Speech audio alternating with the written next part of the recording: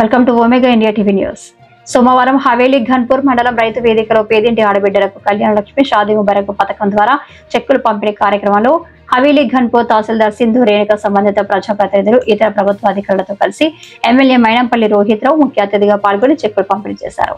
ఈ సందర్భంగా ఎమ్మెల్యే మైనంపల్లి రోహిత్ రావు మాట్లాడుతూ హవేలీ ఘన్పూర్ మండలంలో కళ్యాణ లక్ష్మి చెక్కుల పంపిణీలో భాగంగా 25 కుటుంబాలకు 25,29,000 రూపాయలు అందించడం జరిగిందన్నారు.